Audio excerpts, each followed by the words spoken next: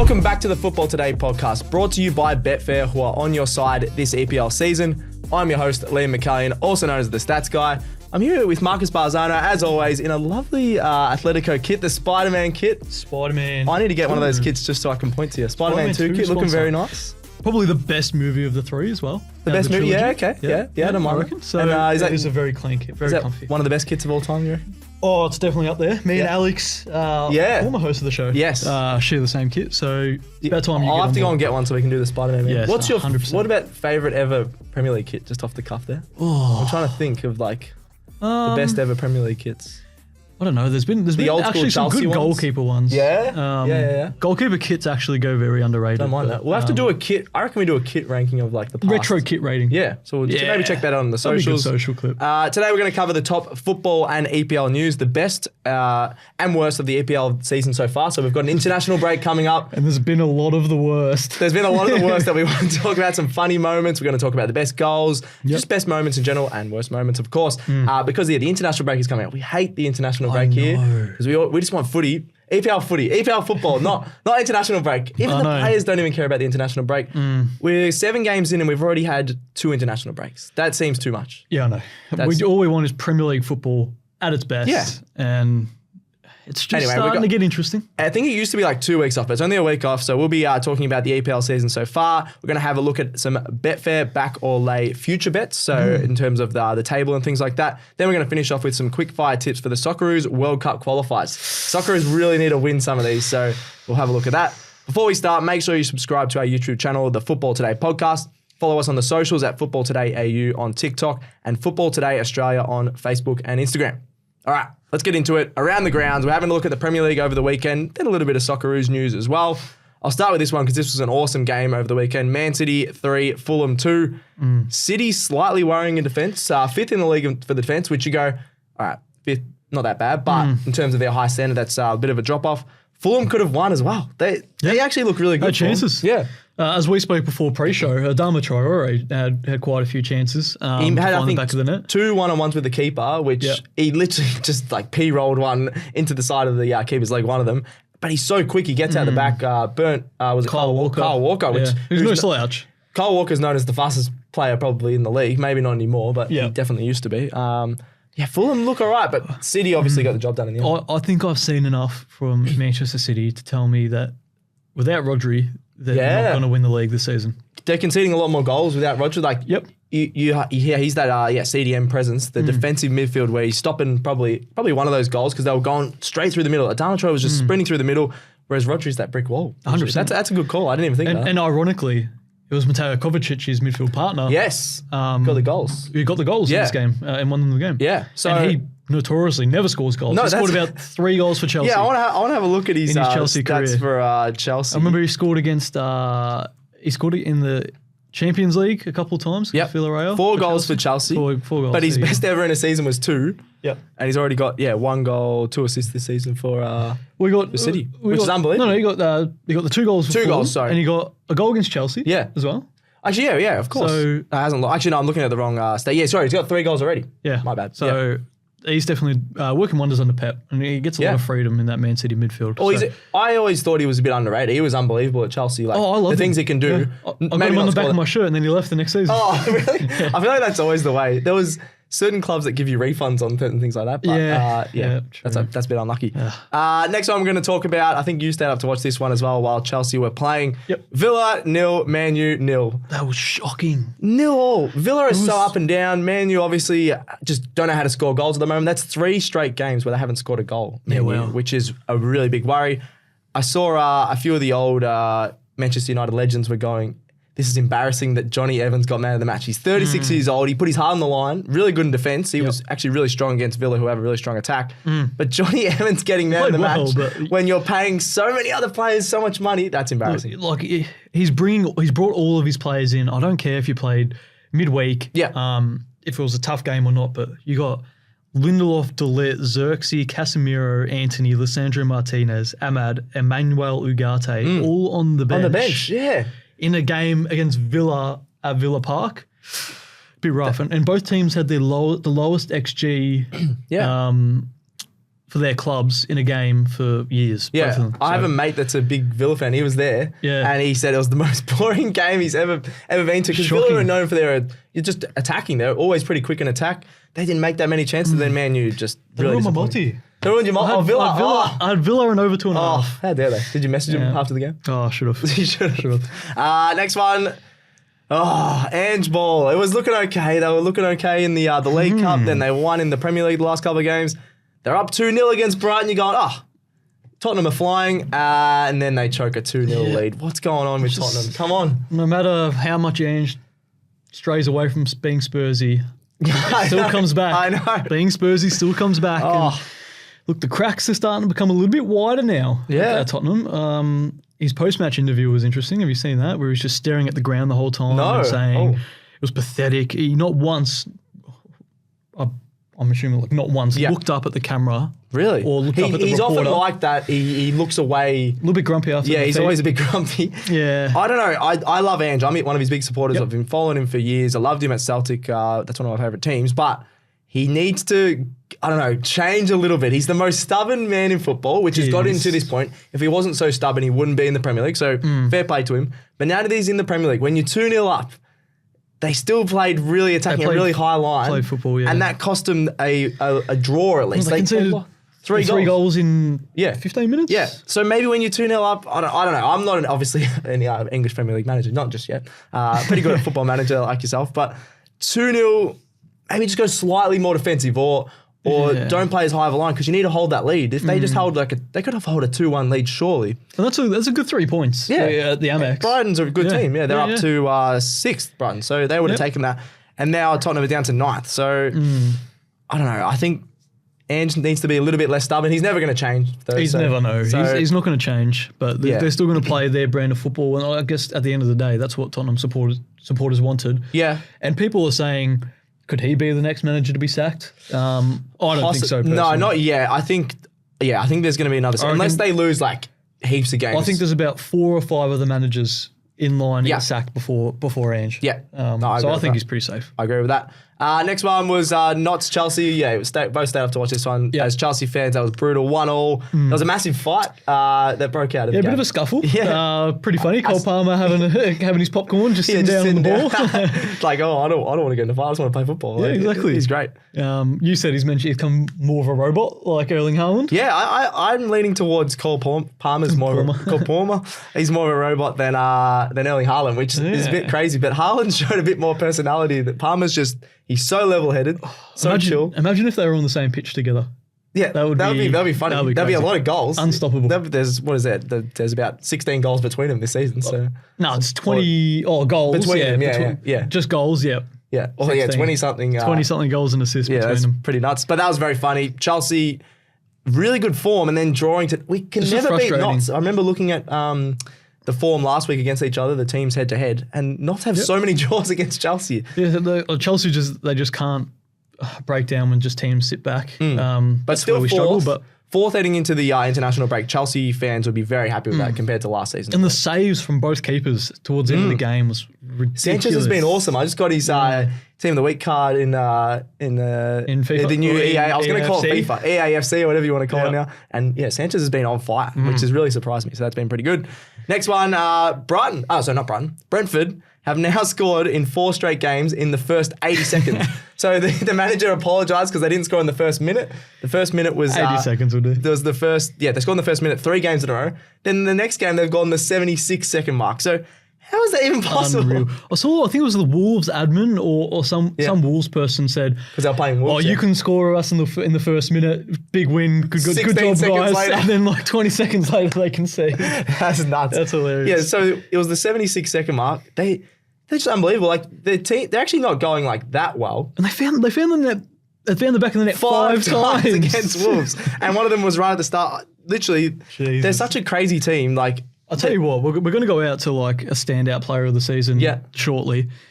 Brian Mbeumo is up there. Mbeumo's awesome, He's 6 goals, I think. He's second top scorer, and without Ivan Toney, he's doing a shift. He's been awesome, and a lot of those first goals have been him. He's just on. Maybe just park the bus for the first minute against Brentford. Is that a good tactic? Just 6 at the back. Just win the coin toss, hold the ball for 60 seconds or 77 seconds. Yeah. And then you can start. So, if you lose the coin toss to Brentford, you're just like, yeah, 1-0 down, what are we going to do? All right, we're going to get back up 2-1. Come on, still got 90 minutes to play. Still got 89 minutes to play after they score. That's genuinely wild. Another one I wanted to talk about was McAllion Antonio forced his way back into the Hammers lineup. I saw this funny tweet. It was like, every year they get a player, a new striker, West Ham, and go, Antonio, you can just go back to the bench. On the bench. Then he just dominates, and then they don't use that. So he got a goal and assist on the weekend. Yep. He's already got a few goals coming off the bench, and I think he's going to be back starting now because Fulgrog hasn't done anything. Who else did they sign before that? I'm trying to remember who. They've had Scamacca. Scamacca did. He was okay, but he didn't do that much. Yeah. Rightfully so. Antonio's he's a decently good player. Is what you need in the Premier League. Yeah. Power and pace. Yeah, exactly. And he has both of those. Yeah, and I remember he started. I think we've talked about this before, but he started as like a defender. Yeah. Then he pushed up into like a midfielder winger, and now he's a striker. So he's a pretty cool Premier League story. West Ham need to start him every game. He's an absolute beast, I think. So normally it's the other way around. Normally you start as a striker and you work your way back. Yeah. Because I don't think he could be a goalkeeper. Michael Richards started as a striker. Oh, did he? I didn't even know that. John Terry started as a midfielder and as a striker in his early days as well. Which is harder? I saw a Premier League question about that. Is it harder to go from a striker to a defender or a defender to a striker? That's tough. Defender to a striker, in my opinion. Is worse. I think a lot of strikers don't know how to defend. Like if you put Reece James, for example, you could chuck him at striker. He's got a boot. Yeah, that's true. Depends though. Make a good point. What's the hardest position on the football pitch to play? I was gonna say. Wait, you go easiest. What's the easiest? Striker. Nah, winger. Is that easiest? I reckon the winger's probably the easiest. Because you just got to run. Winger's easy. You got to run and then maybe centre back. Centre back. I reckon. Is probably the easiest. Nah. That should be another whole podcast. What's the easiest position? I reckon goalkeeper's the hardest. That's up there. Goalkeeper or CDM. Because you got CDM has to do so much work. Yeah. Let us know in the comments. What do you think the easiest position is on the football pitch? Yeah. And why is it left and why is it the wingers? They get paid the most money. They do, yeah. They just do all these tricks for no reason. I hate them. I don't even know why we're even talking about them. All right. Last bit we were going to talk about around the grounds is a bit of Aussie news. The new Socceroos coach, Tony Popovic. We mentioned him last week. I just remembered, but we haven't talked about the squad that he announced and things like that. So he brought back Massimo Luongo, obviously in the Premier League right now. Retired from international football. But then he's been ruled out anyway. So he came back, matches. making his long way to return. Been great. Ipswich, obviously. And then injured. So bang. But there has been everyone's sort of happy with the squad. There's been a little bit best. Oh, you're not happy with it? Oh, I thought people have been happy. No, I'm not happy with the squad what are you not happy all. with? Oh, just like some of the players that are in there. A lot of older players. No, actually, a lot of players that have played under Tony Popovic that probably don't deserve a go. Okay. Like, Nishan Velupale. Is playing from Victory. No, don't get me wrong. He's a good young player, but probably we not have a level lot yet. of other great talent in the Socceroos, particularly on the wings. Like I even would have preferred to see Marco Tilio in it than Tilio. True. Tilio's been a bit hard done by, I think, a little bit. Darren Quayle's not in there. He's not really getting game minutes, which is a bit of a concern. But overall the squad I don't think was Jason Gary is in there. There's a few guys that are a bit past their like either prime or just not at that level. We got Metcalf in there from overseas. McGree got a really good team, I think. But you're right. I didn't even think about some of the guys from the A-League that are a little bit lucky to be in there. Erik could score a hat-trick against China. That'd be pretty cool. So he'll be one to if watch. we actually play decent football. Which I'm concerned we won't. What do you think about the appointment?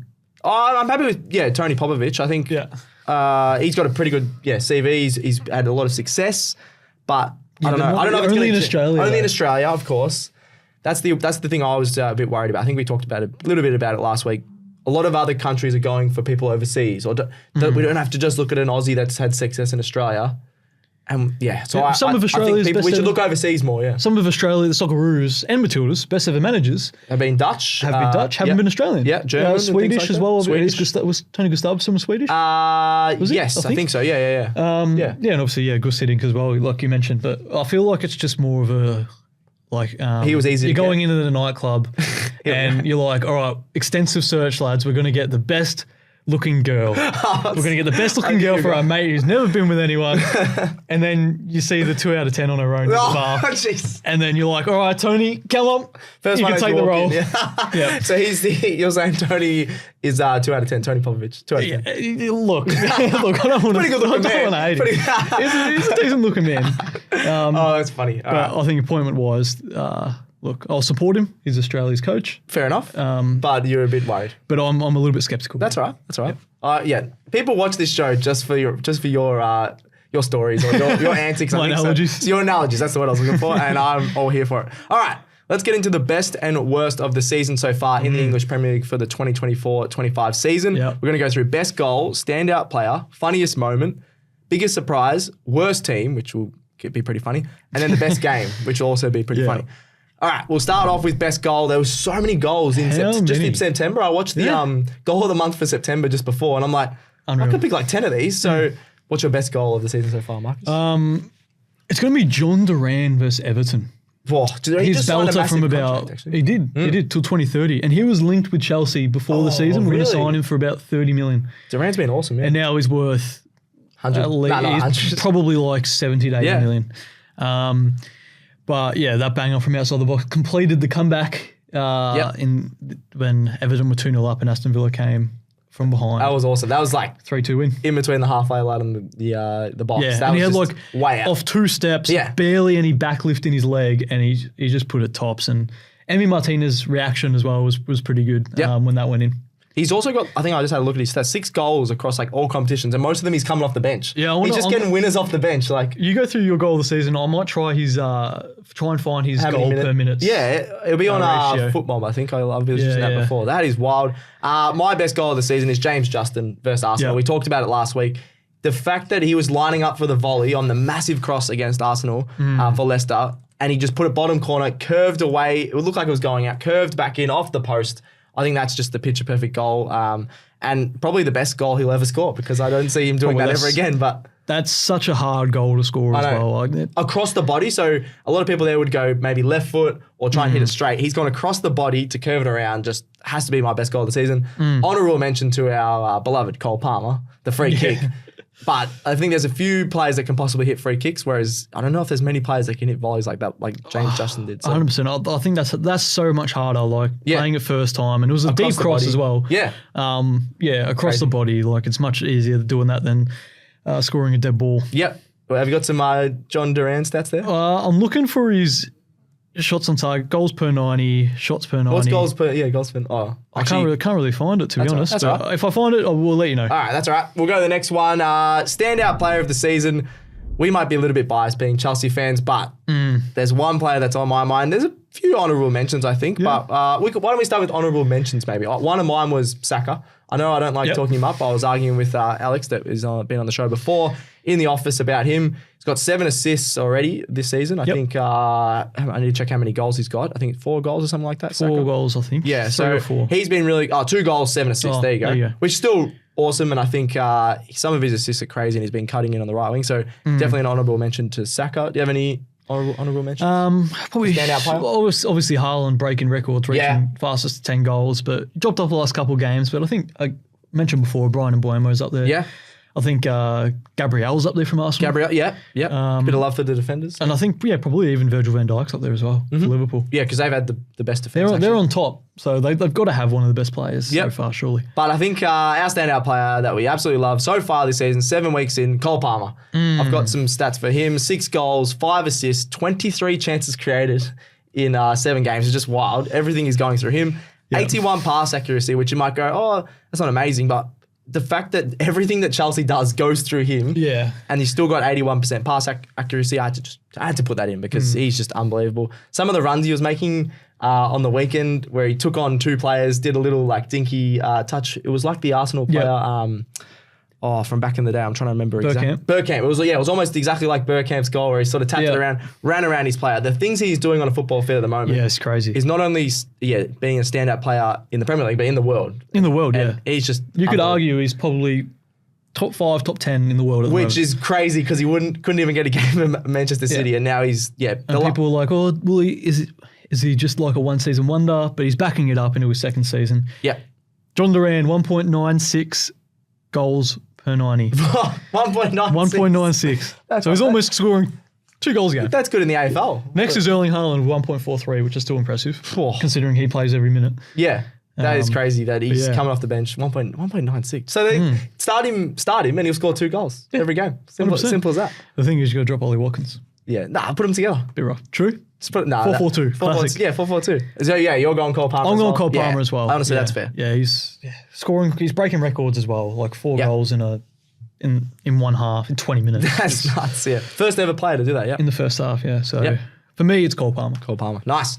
All right.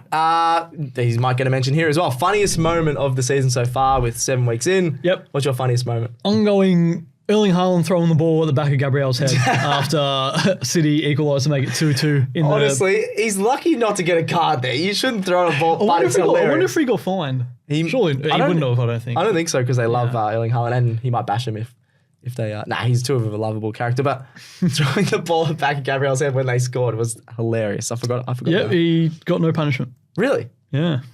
I reckon that's pretty lucky. You shouldn't be surprising. Is that the Man City tax? Yeah, maybe they're going to add it into their relegation thing that might happen. Add into the charges. Yeah, Haaland, you can get a $100,000 fine for throwing the ball at someone's head. I feel like in any other workplace you can't throw the ball at someone's head, but I was actually going to do the same thing. I was just going to but I won't do that to our beautiful set. Funniest moment for me was, we mentioned it before, but Cole Palmer sitting down in the middle of the fight. You've got Knott's players. Kukurea got taken out, so Knott's and Chelsea are just going at it on the sideline. Even Maresca's in there. The refs are in the middle of it, and then you see Cole Palmer just sitting there like, yeah, he's enjoying it. Don't worry about it. I just want my chippy chips. He just wants his chippy chips. He wants to play football, score goals. He instead of popcorn watching it, he's having his chippy chips. Chippy chips. He always says chippy chips. So that was just hilarious, and it just sums up how relaxed he is. Like, I think that's part of the reason why he's so good. He does not give a crap about anything else other than getting goals and assists. Like, he's just so chill. As long as he's out there playing football, he's happy. He's happy. And he's never going to get overawed by a situation or money or things like that. And he's a perfect player. So that was just hilarious, just sitting down in the middle of the pitch. And I respect that. We don't want our good players getting suspended or fined. So yeah, very good. Smart play by Cole Palmer.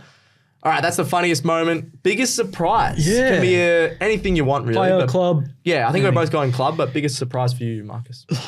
Look, I don't know if this is a bit redundant sort of saying this, but Liverpool, they're top of the league.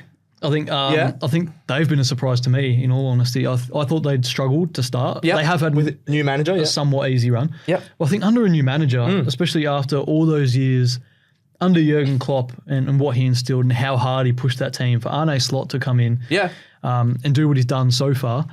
Slot ball. The slot ball. That just sounds weird for some reason. Liverpool top, superb. But I think Liverpool had the exact same amount of points as the first 7 games of the last season under Klopp, I think. And then they dropped off. They have had a pretty easy run, is the only thing I'll say. Yeah. But the fact that they're getting over the line and still on top, and they're just not conceding like hardly any goals. They've conceded 2 goals in the 7 matches to the international break. Who are the toughest teams they've played so far? On paper, Manchester United away, and they but that's sort of in hindsight. That's pretty easy, I reckon. But who else have they beaten? Other than that, Man U, Brentford, Bournemouth, Wolves, Crystal Palace. Definitely very easy run. Yeah, like getting over the line. Still got to win those games. And some away games, which even Man City have conceded a lot more goals. Like even that Palace game, they didn't play well at all, really. No. Liverpool. They were really poor, but they won. Yeah. So good signs for Liverpool. Big surprise. Yeah, I don't mind that. I'm going Knots. I know that they're in 10th.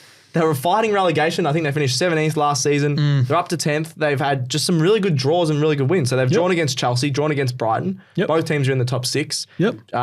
Even in the EPL Cup, I know we're mainly mentioning the Premier League, but they did pretty well against Newcastle. You've got draws against Bournemouth, who I think could be in the top half, playing really well this season. Beat Liverpool, which I haven't even mentioned. They beat Liverpool. They've beaten the top team for a side that was, everyone thought they were going to get relegated last season. They look so much more settled this season. A lot more settled. They just, even without Morgan Gibbs-White, there's been looks like he could be out for a little bit longer as well. Got injured in the Chelsea game. He got injured again, so that was a bit brutal for Knots fans. But they've got a few good players. Prowse in there in midfield. That's a really good addition because for a team like Knots, who, let's face it, are just going to sit back, park the bus and try and hold on to as many points as they can. But they're playing a bit more positively, Set pieces is important. Yep. And to get arguably the best set piece taker in the world in James Ward-Prowse is a really good get. Yep, absolutely. So, I think they've got some really good... Even Chris Wood, actually, I haven't even mentioned... I could just put Chris Wood as biggest surprise because how many goals has he got? He's already got 4 goals. Yeah. The Kiwi. So, shout out to our neighbours over there in New Zealand. He's killing it because a lot of people say, he hasn't been up to Premier League standard for a while, but he's doing really well. So, actually, he got 14 goals. It's quite going about his business. He's been really good last season as well. So, and he's keeping... Awaniyi out the team, and he's a very good striker as well. Towan Awaniyi. Yeah, actually true. He killed it last year. Yeah. There you go. So he's doing really well. Yep. There you go. Biggest surprise. All right. This is the one that I've been very excited to talk about. A lot of people don't want to hear about this. The worst team in the Premier League so far this season. Who have you got? I'm going literally the worst team so far in the season. Yeah. It's just Southampton. Well, not on the table technically. Wolves have had a very hard run. But I will get into that in our back or lay bets. Thanks to Betfair. But for me, it's Southampton. I just think they're trying to play their football. And look, you can't be that naive in the Premier League to do that. You saw clubs do it and get relegated and punished like Burnley did with Vincent Kompany. Yep. So Southampton for me by far the worst team in the competition and will finish last. Finish last? By a mile. Ooh. Yeah, because who else you got around there? You got Wolves who have had a hard run. Ipswich I think will be okay. They've had some really good games. Crystal Palace surely have to kick into gear at some point. Yep. And then it's actually going to be really hard because Leicester haven't been too bad. Everton have been okay. Then you got Man U. Obviously, Man U aren't... Well, I'm going to get really... I don't want to say obvious. Talking about Man U, they're my worst team of the season so far. Yeah. I know that we love talking them down on this show. I'm not trying to just get into Man U, but you've got 5 goals in 7 games. You're supposed to be one of the biggest clubs in the world. Haven't scored in the league in the last 3 games, which is a real worry. Like you said, they played a very defensive team. A lot of their stars were on the bench. I say stars, guys that were supposed to be their stars. And they're into 14th, I think, at the moment. Yeah, 14th. Erik ten Hag broke his own record for the worst start for Manchester United in the season. Really? History, he broke his own record. He broke his last season was his record with, how many points are they on now? 8? 8, yes. And last season had 9. Oh, 9. There we go. So if he's still around next season, they'll be on 7. The only people that want Erik ten Hag there are opposition fans. Everyone's going, I've got a few mates that are Arsenal supporters. They're like, just keep him around until we play Man U, Arsenal fans are saying, because then they'll play this negative style of football where they're not scoring and things like that. Just really, really disappointing. I'm not saying they have to be top 4, top 6, but they're just not showing an identity at all. There's a lot of guys that aren't putting their body on the line, unlike Johnny Evans, who... There was a good point that he played under Sir Alex. That's how long he's been there for. And when Sir Alex Ferguson was there was a bit of an identity and everyone wanted to play for the badge. It just doesn't look like that at the moment. So they're my worst team so far. Yeah, no, look, I can't argue with that at all. Yeah. Manchester United have been horrendous. No good. But I do think they'll improve at some point, but not under Ten Hag. I think he has to go. But we've been saying that for like a year. Although we won one trophy. Although keep plucking away like a bad 1-0 win and a draw here or there against the big clubs. We'll have to have a look at who they play. And they'll be happy. Keep them in the job. Yep. All right. Last one we're going to look at for best and worst moments. Best game of the season so far. I just realised we don't have the Manchester City versus Arsenal one in here. No, that was so stiff. I thought you should have done. I reckon that game was better than the game you were about to say. I don't know. I think I watched this game in full and just thought it was awesome. Just atmosphere, like vibes. Yeah, I'll talk about that. But we can quickly touch on the Arsenal Man City on 2-2. There was a red card. Arsenal all over him, and then that's the only. City got a late. Yeah, it's probably the only reason why I didn't put that game in my best game was just because the red card somewhat ruined it. Yeah, it didn't ruin as a neutral, but in terms of who probably should have won. Yeah, and then I think Manchester City overreacted to the draw when they had extra players. But anyway, and then after the whistle, Haaland mouthing off to Arteta. Yeah, I forgot about that. So there was a lot happening. But yeah, what's your best game of the season? My best game of the season features 2 bottom half clubs. Really? Everton and Bournemouth. That was a banger. It was a great game. Yeah. Everton dominated in the opening 70, 80 minutes. Yep. 2-0 up. And then Bournemouth from about the 85th minute onwards were unreal. Prime Barca. They brought it back to 2-2 and they could have scored 3, 4 and then it eventually went in the 96th minute from, I think it was Sinistero who ended up scoring the winner. That was nuts. Yeah. And Everton fans weren't too happy. As soon as that ball crossed the line, everyone was out of their chair and honestly, walking out. I'd be the same. That was 2 weeks in a row where they were conceding. That was the first of 2. And then Villa followed that up again, winning 3-2. That's why Everton haven't been like that bad. They just need to hold into a lead, like 2-0 leads a couple of times in the season already and then losing. That's brilliant. But Bournemouth were awesome that game, yeah.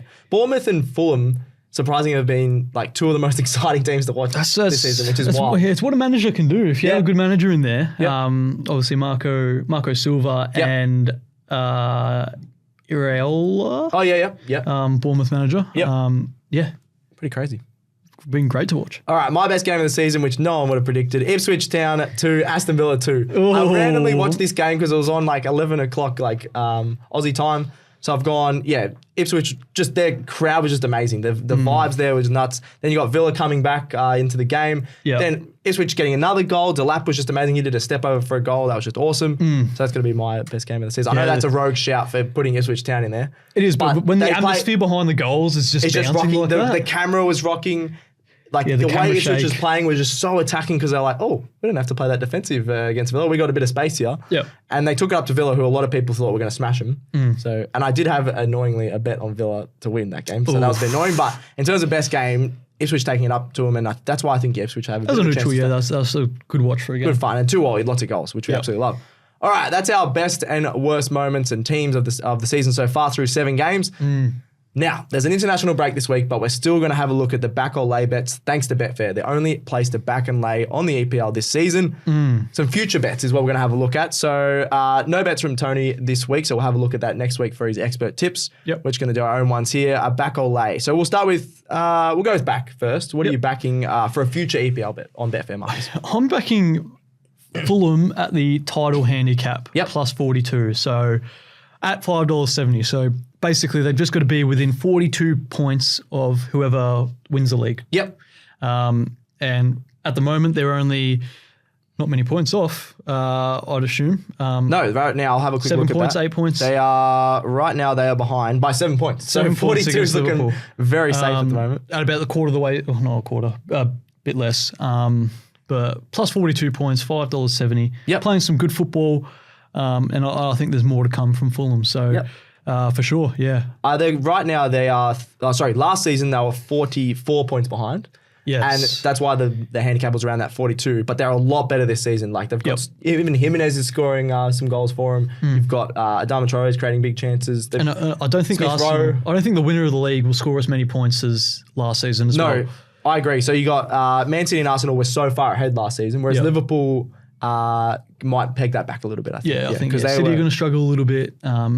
Arsenal were vulnerable, if you've seen, obviously Leicester and Southampton as well. They weren't that great. So eventually that's going to come to an end. But I think, plus Fulham's 42. a really good bet, to back that. Yeah, for sure thing. Very nice. I'm going to back Aston Villa at a top 6 finish. I know they've been a bit rocky, but I'm having a look at the Premier League table right now, and I'm going, who's going to finish in this top 6? So you've currently got Liverpool, Man City, Arsenal, locks for top 6. Chelsea, I know I wouldn't have said this at the start of the season, but the way they're playing, I think, should finish in the top 6. So that's 4. Then I'm going, I believe that Villa, right now in 5th, are better than Brighton, Newcastle, Fulham, Tottenham, Notts, like that United as well, who are way further down. All the sort of big teams that have been in that top 6 the last 5 years, I think Villa are that next tier. Maybe outside of the top 3, I'd go Villa, Newcastle, possibly if they kick into gear because they obviously beat City. But Newcastle you've still got the breathing room for Newcastle as well. Exactly. So I think Villa could finish definitely 5th. So Villa to top 6 finish at $2.28. I think it's a really good bet on Betfair there. So top 6, I do think they'll finish 5th. I think they may drop points. Where they're going to drop points is middle of the season when they got the Champions League, majority of the Champions League games. But then once they get knocked out of that competition, I think they're going to finish strong.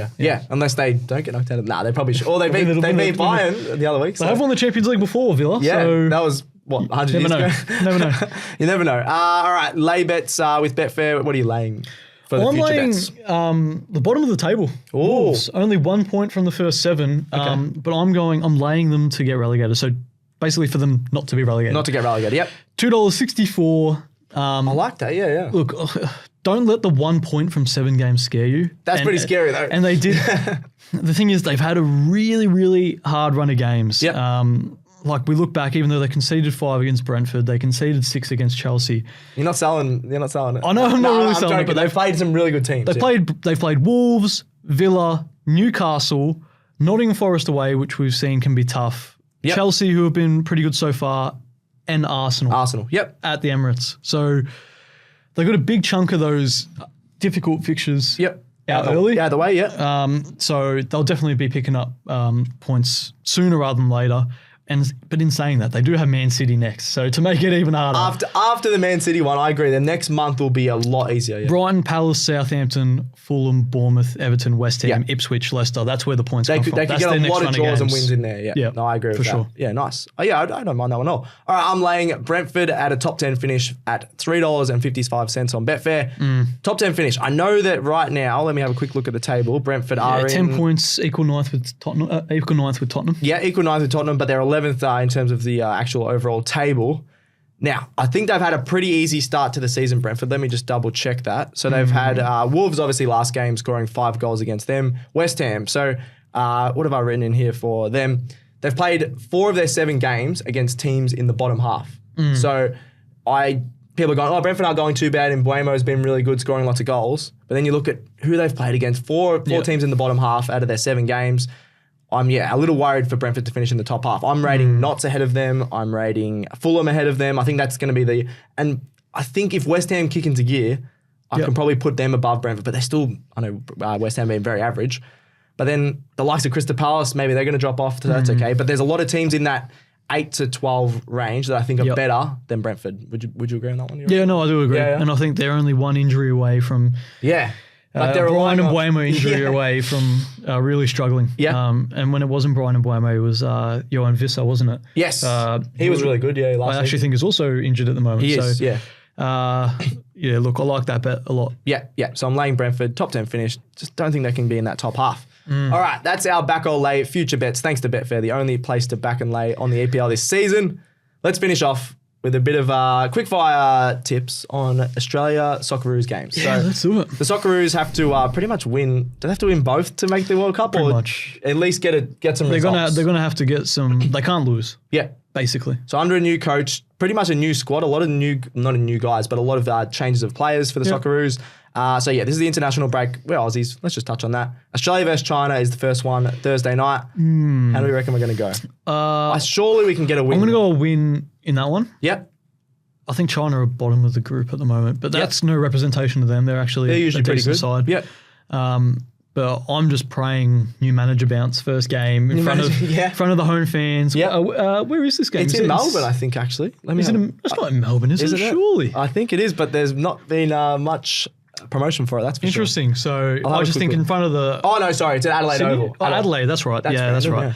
That should be really good because Adelaide don't get many games, so the atmosphere should be pumping there. Yep. But what do you think? I'm having a look at the table. You're right. China are last. They've only got 1 goal in their 2 games. But the way Australia's been playing has been a bit of a worry. I'll still go, Australia desperately need to win this one. Yep. I think a new manager, some new players coming in, bit of positivity, so I'll go 2-0. I think we can get a 2-0. I reckon maybe a Harry Sutar goal from a corner. Did you see his nutmeg on the weekend? He nutmegged, yes, I did. He nutmegged someone like as a winger. I'm like, he's like 7 foot. How's he doing nutmegs? He's a very underrated player. Yeah, Harry definitely. Sutar. Next one is early next week. Japan versus Australia. Japan are so good. They're first in the group. 2 wins. Wait, is that right? 2 wins with 12 goals. Oh, yeah. What the hell? Yeah, they're unreal. Japan. That is unheard of. 12 goals in 2 games in football. So, I'm very worried for the Socceroos. Obviously losing to, where did we lose to? Bahrain and Indonesia. Yeah. And now we're going to play Japan. So, I think we can get a win against China. I'm very worried against Japan. I wouldn't be surprised if we sneak a goal, maybe like a 3-1, but... Yeah, I think we're going to get pumped. Yeah, what do you reckon? In all honesty, I think we're going to get pumped like 3-4-0. They beat China 7-0. And China are decent as well. Bad, yeah. And obviously Bahrain, who we struggled, they beat them 5-0. Jeez. So look, I think struggle straight. Park the bus? Question mark. Well, in all fairness, they do play Saudi Arabia only a few days earlier, so and that's a lot tougher fixture than probably China at home. True. They might rest some players against Australia. Which is why I'm not looking forward to that game. Yeah. Yeah. Oh, I might watch that still. With decent time. We got the Asian World Cup qualifiers always decent in Australia. So yeah, about 9:30, I think that Japan game is. Yeah, so see how we go. So hopefully the Socceroos can qualify for the World Cup because we were awesome at it last year.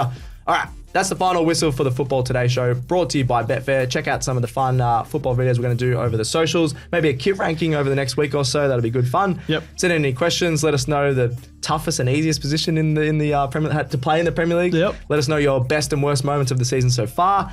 I think that's it. Thanks to Joel behind the camera. Thanks, Marcus. Thank you, Stasco. And that's another episode of Football Today done.